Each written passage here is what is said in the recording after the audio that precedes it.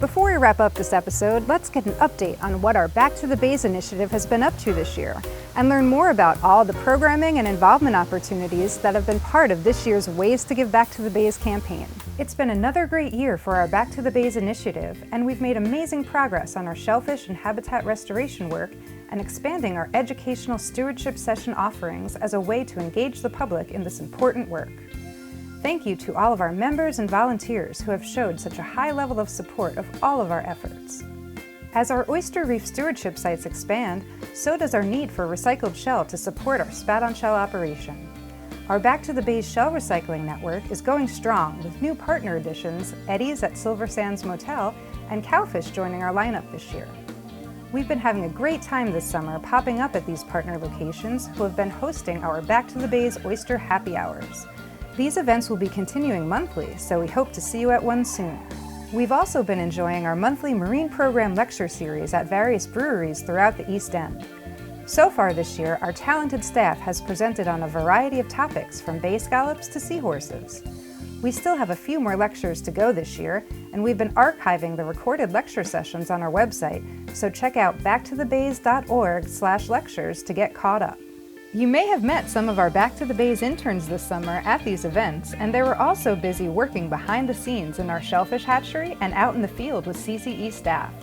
Thank you to Sophie, Joanna, Kaya, Lane, Jackie, Fiona, Lily, Peter, Anna, and Madeline for all your hard work this summer. You could check out our On the Water and In the Field blog for some great behind-the-scenes accounts of their experiences.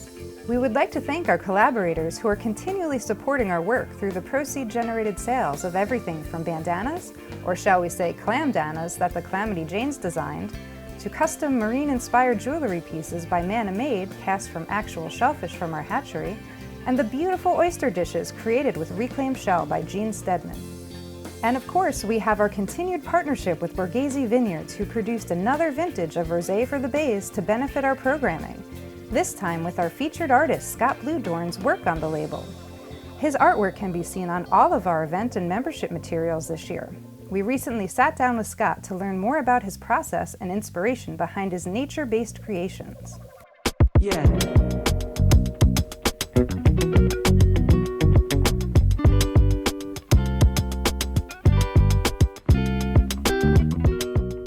I grew up in East Hampton, and I've always been painting, drawing primarily, and I've been really just influenced by the natural environment that I've always been surrounded by, whether that's at the beach or in the forests or on ponds and paddleboarding or beachcombing, all the above. All these things kind of created a world for me to explore via my art. And it's always been a natural process for me. So I'm sitting here in my new studio space, which I'm so glad to have, and I'll be showing my work throughout the summer. I have a small show of specifically marine-inspired work at the East Hampton Town Marine Museum on Bluff Road in Amagansett, including all the original paintings I did for Cornell. And that's been really fun to work with them and their collection. I drew directly from their collection and was kind of playing with my existing work.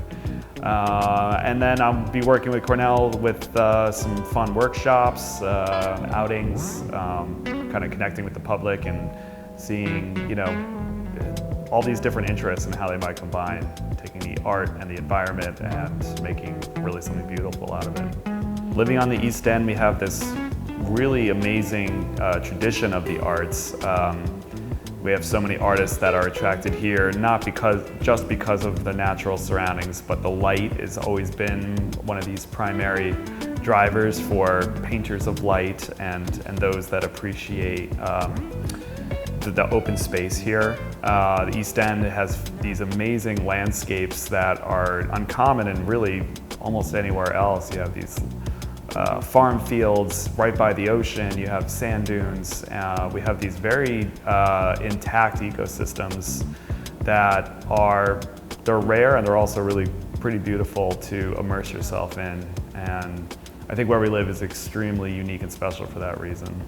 I got involved with Cornell, I think initially with my interest with kelp and kelp farming as kind of a new industry for the East End. I've been involved with water quality issues for a long time. It's really close to my heart as a surfer and water person.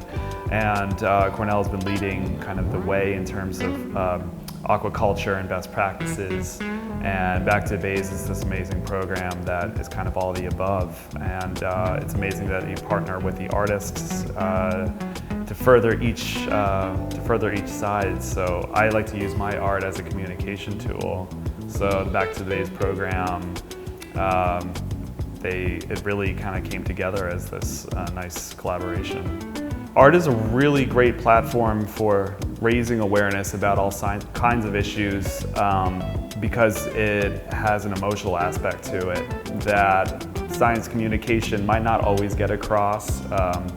The language of science is mathematics and graphs, and these kind of things are useful from a data standpoint, but they don't really get to the core of people's emotional connection to the environment, to the world. And art, I think, opens up a portal for seeing things on a metaphysical sense. So what you can't get out of a book, or what you can't get from, say, a graph or a study, art really cuts to the core of an emotional experience, I think. And it's really important for that reason. Well, water quality is, really one of the most important things I think that everyone should be thinking about, and at this critical time. Unfortunately, we have many water bodies that are really quite impaired. So this kind of education and program is one of the most important things I think that can be happening right now in terms of environment, health, and health. So we should all be thinking about it all the time. We invite you to join us at our upcoming collaborative art and science programming with Scott, and to keep up with all of our opportunities to learn, do, enjoy, and give back in support of our bays. You can check out the events calendar on our website, or even better, become a member so you receive our update emails on all the great things happening throughout the year. Let's give back and get back to the bays.